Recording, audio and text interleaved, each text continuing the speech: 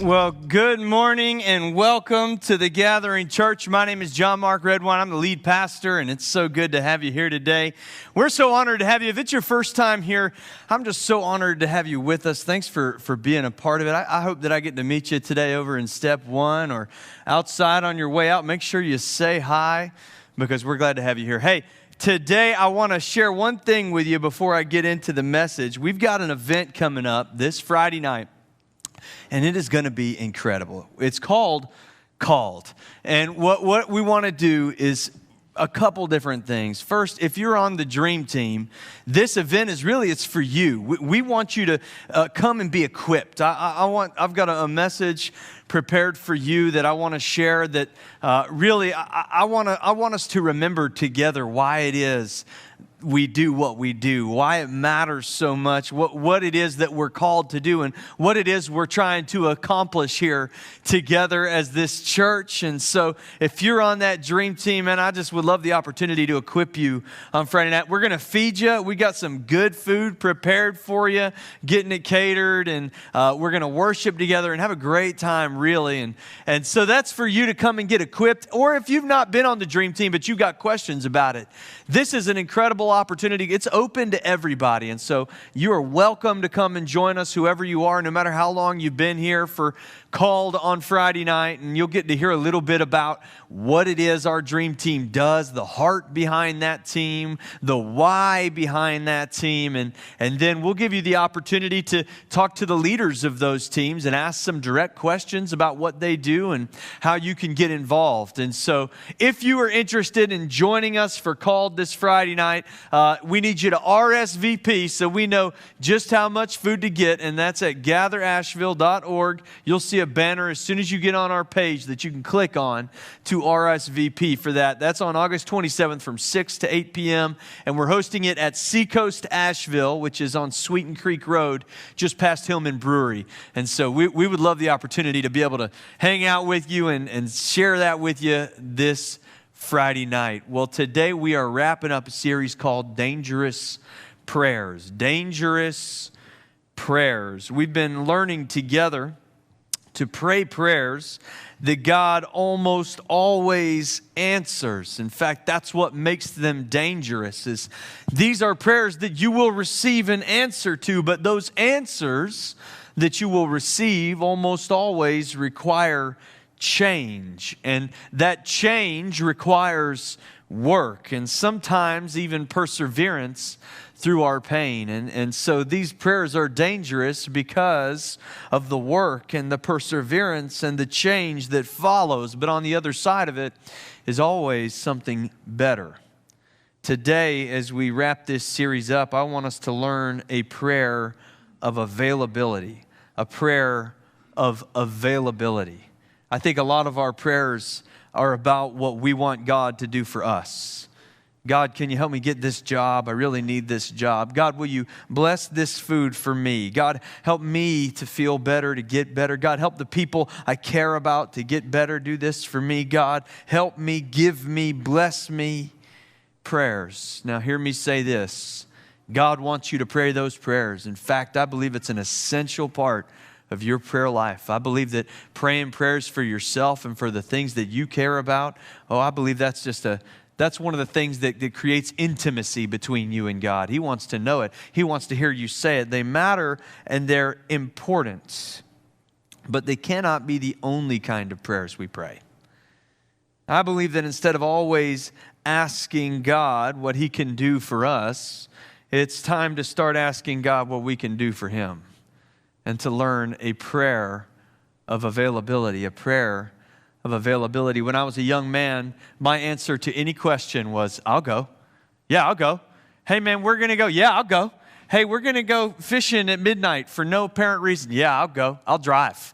Hey, man, we're going to go to a concert for a band that you don't like. Yeah, I'll go. I'll drive. Hey, man, we're gonna go to a restaurant that you've never heard of before. I'll go, sure, I'll go. And this was my answer to everything. It was kind of a part of who I was. I was always going everywhere, all the time. I could not have been more available. I was single, and I had nowhere to be and no one to be with. And so if you were going somewhere, I was coming with you. That's the way I was.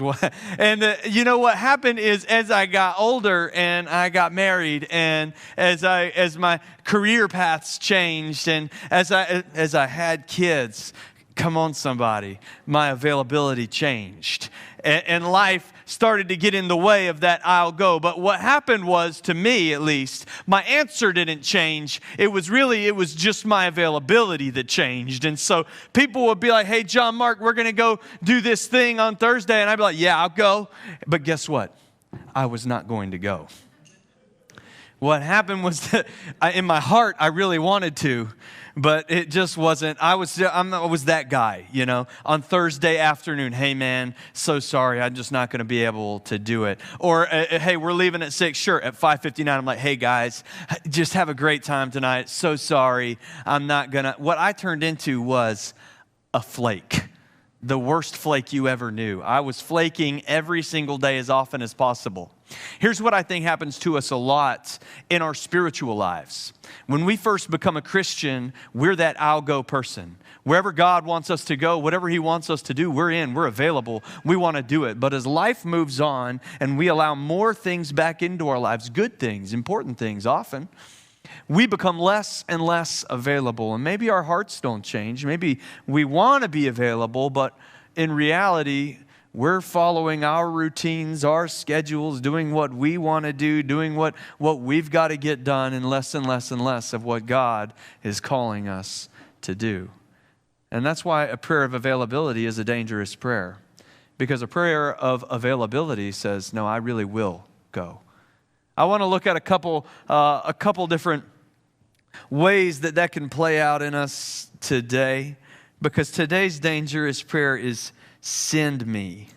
Send me, God. I think throughout the scriptures, and especially in conversations at Christian colleges everywhere, we hear people talking about God calling them. God calling them. God calling them places. We see it all throughout the Old Testament. God would call people to places and other people and to do things here and there. We see it in the New Testament. Jesus would call His followers to things. And we see calling happening often. I believe that God calls people to things and that He's got dreams and purpose and all these things that He calls us to. And when He does, I think there are 3 responses that we are likely to give to the calling of God. And number 1 is, here I am, Lord, I'm not going. I'm not going. This is the answer of Jonah in the Bible. It says, Jonah chapter 1, verse 1 through 3 says, God tells him, go to the great city of Nineveh to preach against it, because its wickedness has come up before me. But Jonah ran away from the Lord. Sometimes we know God is calling us to live a certain way, to do a certain thing, to step into a certain purpose, and we just don't want to do it. It's just a no. It's a no from me. Maybe there's something in your heart that you just don't want to give up. Maybe there's some area of your life that you're just not willing to allow God into. You keep it protected and guarded. Maybe you don't want to rearrange your life to make God a priority in it. You found a place somewhere in your life that's convenient for you to place God and your spirituality and church and all those things, and you're not going to rearrange to put Him on top because He fits really well for you somewhere down here. Maybe you don't give because you believe in God and all, but your money is your money. Maybe there's some sin in your heart you know that you're supposed to leave behind, but you just don't want to, and you don't think it's really hurting anyone, so it should be okay. Maybe there's someone that you know you should share hope with, that you felt it in your spirit, but you don't want them to think that you're weird, so it's a no. God calls Jonah to go preach in Nineveh, and Jonah says, nope, I'm not doing that, and runs the other way. I think another answer is, here I am, Lord, send somebody else. Here I am, Lord, send somebody else. You got the wrong guy. This was the answer of Moses. In Exodus chapter 3 and 4, we see the whole argument playing out. Moses has the audacity when he's faced with a bush that is burning and yet not consumed, that begins speaking to him, saying, I am the voice of God, to spend 2 chapters of the Bible arguing with that bush. It says, God says to him, go, I am sending you to Pharaoh to bring my people, the Israelites, out of Egypt. But Moses said to God, but who am I that I should go to Pharaoh and bring the Israelites out of Egypt? You got the wrong guy. Send somebody else. I can't even talk right. He spends chapters giving God all these reasons he was the bad choice and there had to be a better one. I wonder if you've ever seen a God-sized opportunity in your life or felt a God-sized calling but decided you weren't the right person to do it, that you weren't qualified enough, that you weren't gifted enough, that you just didn't want to take the risk in your life, that somebody else would show up and take care of it for you. Was there a coworker or a neighbor who kept bringing up to you the hard time they'd been having? But instead of offering them the same hope that rescued you, you just nodded your head and said, I'm sorry to hear that. Was there a need that you saw that you had the ability to meet, but instead of going out of your way or giving out of your budget, you waved it off because today that's just not your problem? We've all been there in some way, haven't we? I've been there. We hear about a friend who went through a hard time, a community like Haywood County that is suffering, a medical event or whatever it may be, and someone's organized a meal train or a GoFundMe or a donation drive. And you think about giving. You think about it, I'll sign up. You know what? I'll just watch and see how it goes. And if there's a need at the very end, I'll see what I can do. If the meal train doesn't fill up, then I'll see what I can do. If the GoFundMe doesn't quite hit the goal, then I might throw $5 in there to help. And then we end up doing nothing. I'm guilty of that. Someone else will come along. Somebody else will do it. At the gathering, I believe that we were made to live like no one else is coming. Like nobody else is coming. To love and serve our city like there is no plan B. But it's easier to say, here I am, God, send somebody else. And then the final answer to the calling of God, and the one that we'll zone in on today, is here I am, Lord, send me. Here's our dangerous prayer for today. It's the prayer of Isaiah in Isaiah chapter 6. This is one of the best passages of Scripture in the Bible. I'm just telling you that this is a moment that a man like you, a person like you and me, got to experience. It says, in the year that King Uzziah died, I saw the Lord, high and exalted, seated on a throne, and the train of his robe filled the temple. And above him were seraphim, each with 6 wings, with 2 wings that covered their faces and 2 that covered their feet. And with the other 2 they were flying, and they were calling to one another, Holy, holy, holy is the Lord Almighty, and the whole earth is full of his glory. And at the sound of their voices, the doorposts and the thresholds shook, and the temple was filled with smoke. Woe to me, I cried. I am ruined. For I am a man of unclean lips, and I live among a people of unclean lips, but my eyes have seen the King, the Lord Almighty. And then one of the seraphim flew to me with a live coal in his hand, which he had taken with tongs from the altar. And with it he touched my mouth, and he said, See, this has touched your lips, and your guilt is taken away, and your sin is atoned for. And then I heard the voice of the Lord saying, Whom shall I send? And who will go for us? And I said, Here I am, Lord. Send me. I believe God wants to send you today. I believe you were created with purpose and potential that is bigger than anything you've ever dreamed of for yourself. And I believe that that purpose that He has for you is bigger than you. I believe that God created you to glorify Him and serve others. The purpose God made you with is outside of yourself. And from the moment that you were born, God has been waiting for you to pray this prayer: send me. And when you pray it, when you ask it, when you say, God, send me, when you make yourself available in that way and you do it consistently, God is going to send you into places and He's going to give you opportunities and He's going to make divine appointments for you that are beyond your wildest dreams. You are going to see things in your lifetime that you never dreamed were possible. The moment you say those words, here I am, God, send me, it will change for you, and it will change for you forever.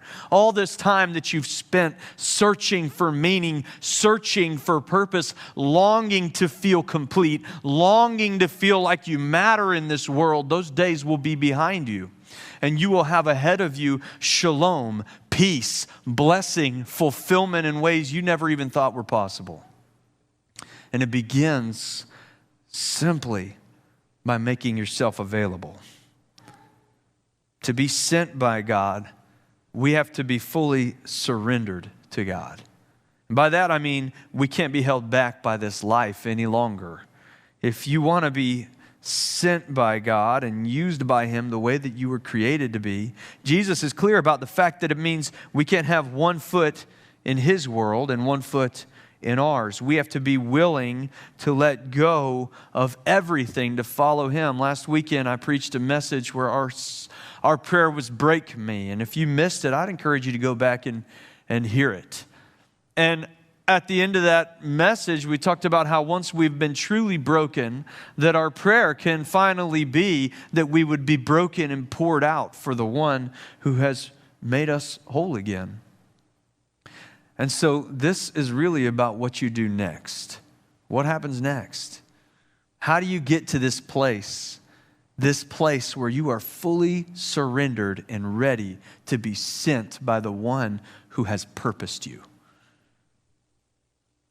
A few things that I think can lead you to this place that we can learn from this passage in Isaiah where you are fully surrendered and ready to be sent. Number one, you need to experience the presence of God. Let's look at the account of Isaiah. In the year King Uzziah died, I saw the Lord high and exalted and seated on a throne, and the train of His robe filled the temple. Isaiah is taken to the literal presence of God, and it changes him. I mean, what a scene it is. It's spectacular. It's hard to imagine. He's sitting there in the presence of God, and there's these weird things flying around with all kinds of terrifying wings and eyes, and they're singing songs, and there's smoke, and the temple is shaking, and he's in the presence of God. And just being there has changed Isaiah. I wonder when the last time was you got to encounter the presence of God. When was the last time your response to the world around you was altered by your time in His presence? I believe when you spend time in the presence of God, it changes the way that you would respond to His calling. And I believe that what we do to enter into the presence of God is not nearly as complicated as we tend to make it. Look at this. Jonah, whose response to God's call was, I'm not going, is forced into a moment of isolation. If you know the story, if you grew up in Sunday school, well, Jonah runs away from God. He goes the absolute opposite direction. He gets on a ship and starts sailing into the opposite direction of Nineveh, and God sends a storm to get his attention. And in the storm, Jonah says, we'll end this storm if I go overboard. And so he goes overboard, and he's swallowed up by a big old fish or something weird. That's isolation. Jonah's heart is that he doesn't want to be the one to do this hard thing. Going to Nineveh is hard. He's worried about it. It's not what he wants to do. It's not comfortable. It's not the path he planned. It's not the place he wants to be. It's not the kind of people that he wants to talk to. He doesn't want to get out of his comfort zone. There's a part of his life he's not willing to surrender to God. And so God allows Jonah to walk himself right into a desperate place. And he's isolated, he's desperate, he's quiet finally. Jonah's broken in this moment. And we talked about this last week. Our brokenness can lead us either into bitterness or it can lead us into purpose. Jonah's ship's overwhelmed. He's thrown overboard. He's swallowed by the fish. And now finally he's isolated and he's broken and he's angry and he's feeling all of these things. And maybe for the first time in a long time, he's in a space where it's really completely quiet, where there's no distractions, where there's nothing to pull him away and take his attention somewhere else. And he's there in this broken and desperate and lonely place. And here's what it says he does in Jonah chapter 2, verse 1. It says, from inside the fish, Jonah prayed to the Lord his God. And he said, in my distress, I called to the Lord, and he answered me. Jonah entered into the presence of God, and it changed him. Guess what Jonah did next? Exactly what God called him to do. He went to Nineveh, and God did a move there, and the people were changed by it. You can experience the presence of God as well, just like Jonah did, just like Isaiah did. And I believe that when you do, it will lead you to a place where you are finally prepared to surrender to his calling. I believe it can start right here on a Sunday morning, that in this place, if you get here in time to engage with the worship, I think you got to prioritize it. I came for you this morning.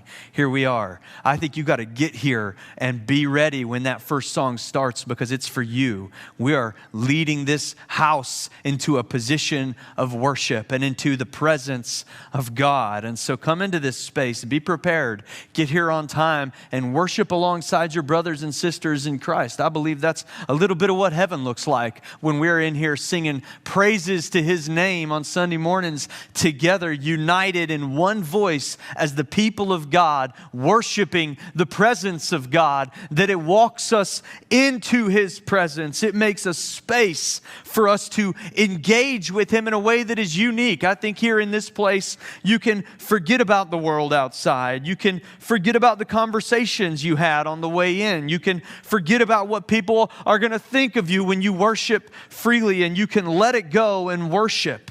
Worship alongside your brothers and sisters together as one people. And then on Monday morning, wake up and worship God. Enter into his presence. Make it a habit. I try to make sure that the very first thing that I hear every morning that comes into my ears is worship. It just sets my heart into the right place. It reminds me of who I am serving. And it helps me enter into his presence so that I can be changed by it, so that I can make the choice daily to live in the calling I've been given. It reminds me what I've been called to do. You can enter into God's presence, and if you encounter and experience the goodness of his presence regularly, often, in a rhythm, in a habit, you will be moved by it, changed by it. It will make it easier for you to surrender to him fully. We experience the presence of God, and then I think we need to experience the brokenness of me to get to a place where we can really be available to him and surrender to the calling that he would place on us to be sent by him into this world and into our workspaces and our neighborhoods and our families. We've got to really understand where we've come from. Isaiah enters into the presence of God and he's overwhelmed by it. And all he can think of is, as he looks at the beauty and the majesty of God and the holiness of God, is how unworthy he is to be in his presence.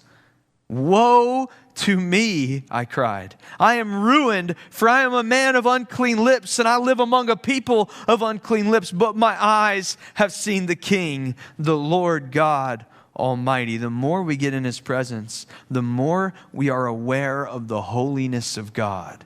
And the more we are aware of how good and holy and perfect and pure He is, and how broken and bad I can be. I am selfish.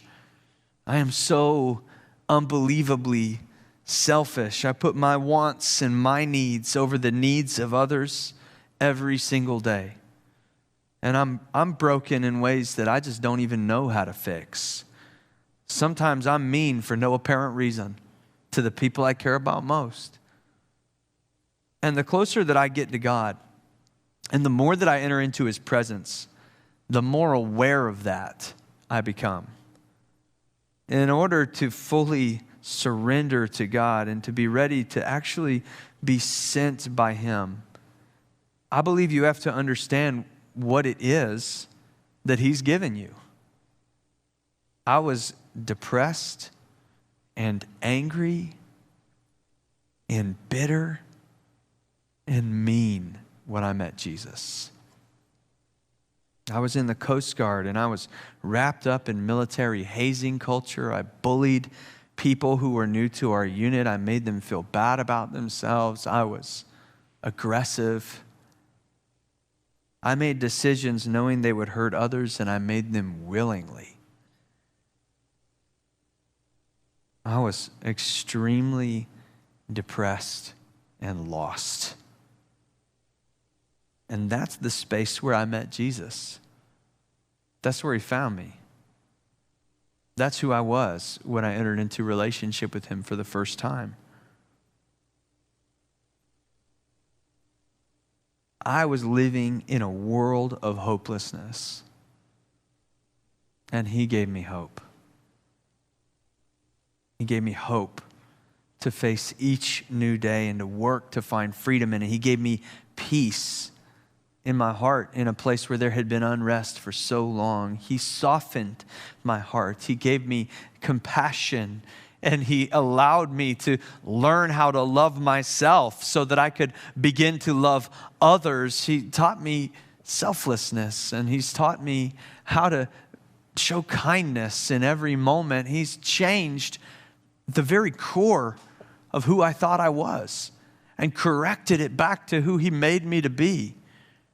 He's given me a life so fulfilling and so filled with purpose that I wake up every single morning knowing exactly why I am here. Where there was once just brokenness, now there is joy.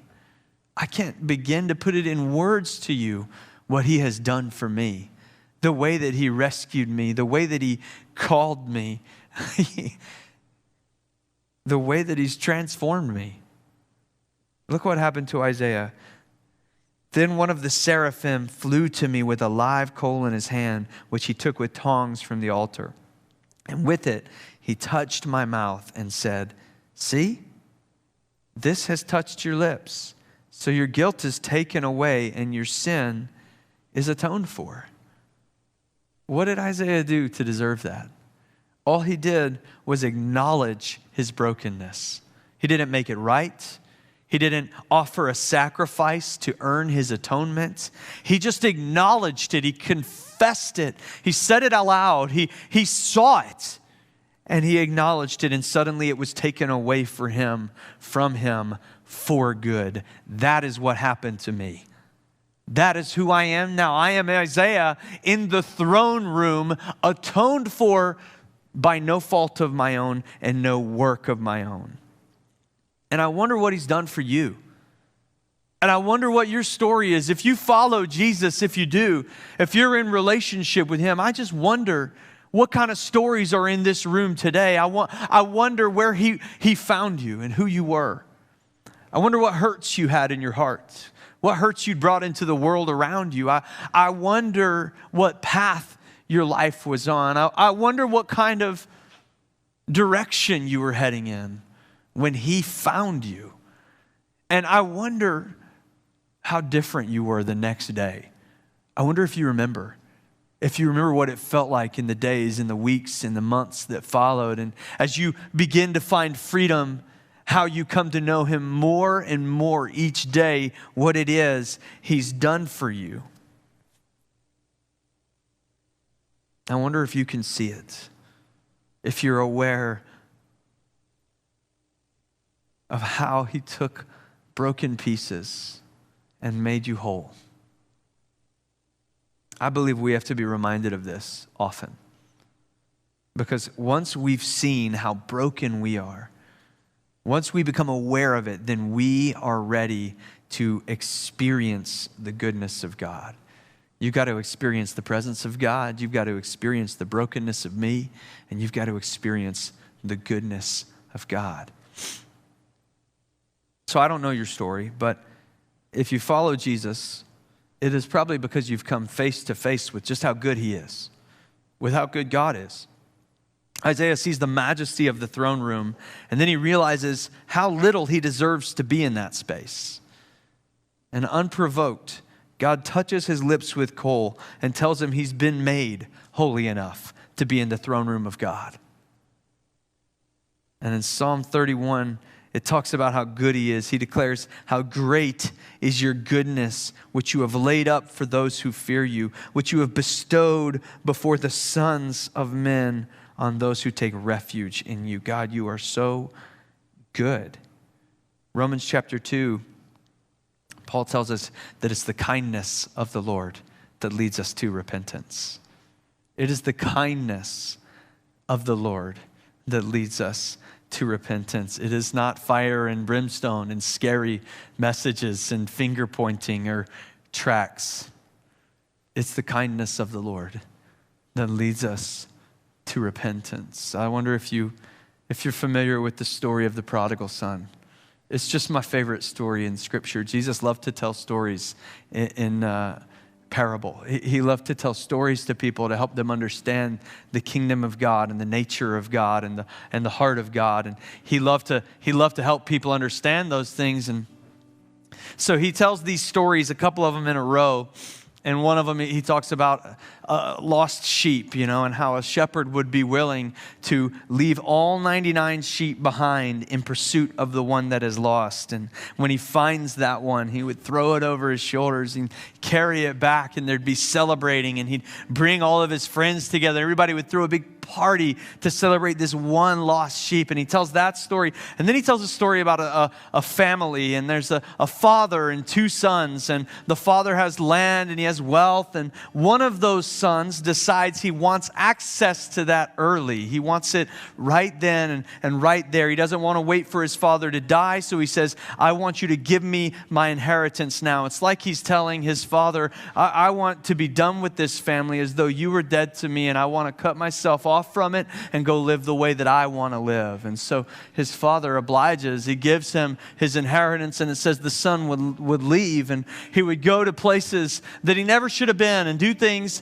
that he never should have done, and that he would devote himself to wild living, the Bible says. And then a famine came. I wonder if you've ever been in the season when the famine came. I wonder if you've ever been out there living your life the way that you want, having a good time, maybe.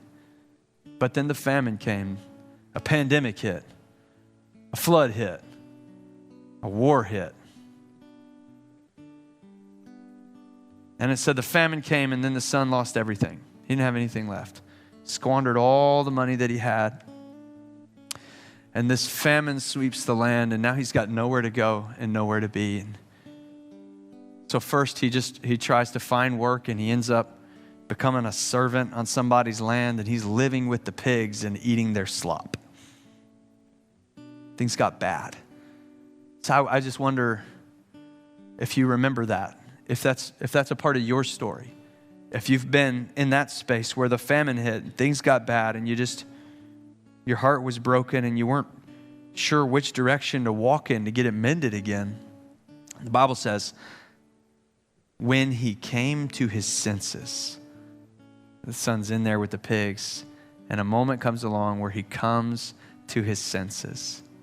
It says, when he came to his senses, he thought to himself, my father's servants live better than this. His servants have meals to eat and a place to sleep. I know what I'll do. I'll just go and beg him to be. I'll humble myself. I'll rehearse a speech about all the things I've done wrong, and I'll humble myself and say, can I just be your servant? And if I can be a servant in my Father's house, that's better than being a servant out here. So he goes home, and he's walking home, and he's rehearsing his speech over and over and over and over again. Father, forgive me. I have been a bad son, and I'm sorry for the way that I treated you, and I'm sorry for abandoning you, and I only deserve to be your slave. I no longer take your name. I'm not your son. I just want to be fed and live in your home again. He's prepared, and he's got the speech in his head, and it's at the end of a valley, and there's this hill that he's cresting, and he walks up to the top of this hill. And his father's at the house, and he's standing there. He's looking at that hill like he's done every single day since his son left. He's watching, and he's waiting. He's in anticipation. The son crests the hill, and this dignified, wealthy man, he sees his son, who he loves, up there on that hill. And it says that he drops his cloak and he sprints across that valley fast as he can, ran to him. It's an undignified thing to do. He didn't care. He ran to his son. And his son sees his father coming, and his eyes are welling up, and he's so filled with shame, and he's so filled with guilt, and he so doesn't deserve any of it. And he's preparing, and as his father gets closer, he's saying, Dad, I'm sorry. I don't deserve to be in your presence. I don't deserve to be your son. I know. And then the father just comes and he wraps him in a big embrace, and he says, I don't need to hear it. Stop. I don't need to hear it. My son is home. And so we're going to kill the fatted calf, and we're going to throw a celebration because my son was lost and now he is found. He was dead and now he's alive again. He takes his ring off his finger and he puts it on his son's finger, and he says, you are not a servant in this place. You are not a slave in this house. You are a son in this house, and we are going to celebrate that you have come home. I need you to understand the goodness of God. Jesus told this story so that you would have it in your heart always, so you would understand that no matter where you've been, no matter how unavailable you've been, no matter how much you've forgotten what He created you for, what He's called you to do, what He set you apart for, no matter how much you've allowed to cloud your vision. There's so much to cloud your vision today, so many other things to distract you from the purpose of your calling. The world has a mission for you, and it is not the mission your Father created you to serve. And I just wonder if you remember this morning that He is so good that every single time you enter into His presence again, and you remember how broken you are, that His response to you is never anything but an embrace, and to say, my son was lost and now he is found. Kill the fatted calf, for we celebrate today. He is completely good. Romans 2:5 says, remember therefore from where you have fallen, and repent and do the works you did at first. Or repent. What a great word to yell while you wave a Bible. But you know what it means? It just means to turn from. Just to go back the other way. You go as far as you want in the wrong direction. God just says, remember what you were, remember where you were at first. Remember when you were available to me. Remember when you were ready to be sent by me. Remember all the wonderful things we've done together. Come into my presence. Come into my presence again, and I will be good again, and you can do the same works that you did at first. That prodigal son feeling is exactly how Isaiah feels in the throne room of God when God touches his lips and takes away his sin. And so he responds the only way he can. go for us? Whom shall I send? Here I am, Lord. Send me. Wherever you need me to go, God, here I am. I'm available, Lord. You need me to go to Haywood County? Here I am, Lord. Send me. You need me to go next door and talk to that neighbor and bring your hope into their house? Here I am, Lord. Send me. You need me to go talk to that family member I've alienated myself from, humble myself, and restore a relationship? Here I am, Lord. Send me.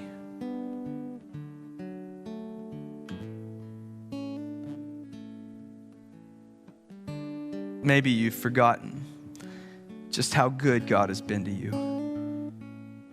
Maybe you've forgotten just how broken you have been, how much mess and sin and hurt you had inside of you. Maybe it's been a long time since you asked God to send you. It's time to remember, and it's not too late. And so just pray this dangerous prayer. Get your heart to the place where you're ready to, and then on your knees in front of Him and in His presence, send me, God. Send me to my neighbors. Send me to my city. Send me to the sick. Send me to the poor. Send me to the people who disagree with me. Send me to uncomfortable places. Send me to lonely places. Send me because I remember. And this is the only way I can respond. If you're in here today and you don't have a relationship with Jesus yet, and you're ready to come to your senses today, I want you to know that it just doesn't matter who you are. He only has one response when you crest that hill. He will run to greet you. And if you're ready for that to be you, to feel His embrace, to feel your heart change forever, if you're tired of the famine, tired of being alone, tired of trying to do this on your own, every head bowed, every eye closed, all you got to do is say this prayer with me. All you got to do is see it. Say it out loud. And He'll bring that coal and touch your lips, and you will be made new again. Heavenly Father, forgive me for my sin. Forgive me for my selfishness. Forgive me for trying to do it on my own. God, I call it out loud. Forgive me for all the mistakes that I've made. I see how broken I am. I believe in you. I believe that you're good. I believe that what you want for me is good. I believe that, God, your goodness is big enough to cover me. And so I am yours. Whatever you need from this moment forward, God, send me. In Jesus' name, amen. Amen.